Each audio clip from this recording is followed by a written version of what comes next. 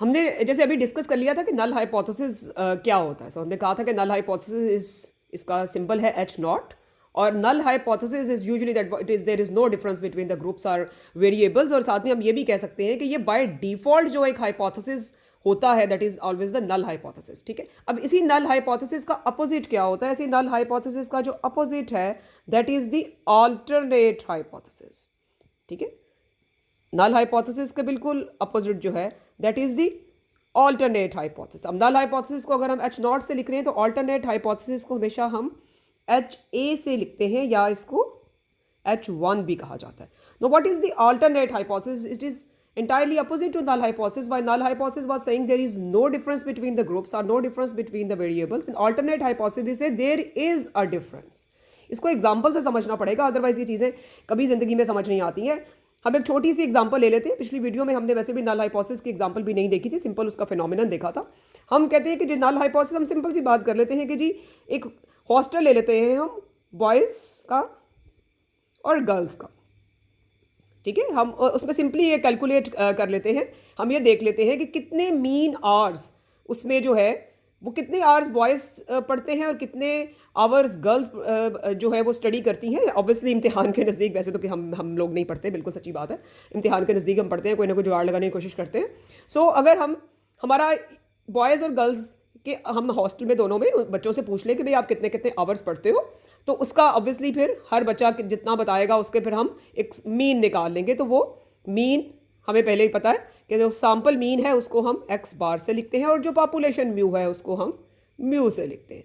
ठीक है, सो यहाँ पे इस केस में से फॉर एग्जांपल हम ये कहते हैं कि there is no difference between the study hours of boys और गर्ल्स। हम यहाँ से स्टार्ट कर लेते हैं कि जी कोई डिफरेंस नहीं है, बॉयज़ और गर्ल्स जो है वो कितने आवर्स पढ़ रहे हैं। तो ये हमारा नल हाइपोथेसिस हो जाएगा, जिसमें हमारा ये मीन स्कोर हम कहेंगे कि बॉयज़ का और गर्ल्स का जो है ये इक्वल है। ठीक है, जबकि अल्टरनेट हाइपोथेसिस इसका बिल्कुल अपोजिट होगा। वो कहेगा, अल्टरनेट हाइपोथेसिस हमेशा उससे बिल्कुल उलट होगा। In the alternate hypothesis we will say that the mean study hours of the boys and girls near the exam are not equivalent. वहाँ पे हम कहेंगे, say for example this is 1 and this is 2, हम यहाँ कहेंगे कि this is x bar 1 is not equal to x bar 2। ठीक है, so this is null hypothesis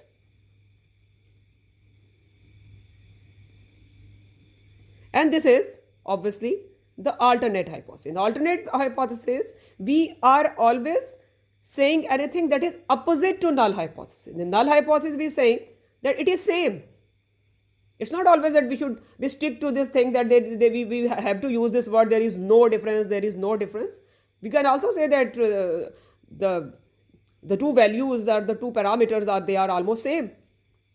The boys and the girls they are studying the equal hours. जबकि हालांकि ये पहले ही हमें पता है कि ये बिल्कुल गलत बात है। लड़के बहुत कम पढ़ते हैं, लड़कियां बहुत ज़्यादा पढ़ती हैं, बहुत कम पढ़ के बहुत अच्छा कर लेते हैं, लड़कियां बहुत ज़्यादा पढ़ के भी उतना नहीं कर पाती हैं। ठीक है, so alternate hypothesis is always opposite to the null hypothesis, which means दो वैल्यूज जो हैं वो इक्वल नहीं है। जबकि नल हाइपोथेसिस में हम ये कहते हैं कि दोनों ग्रुप की जो वैल्यूज हैं वो इक्वल है।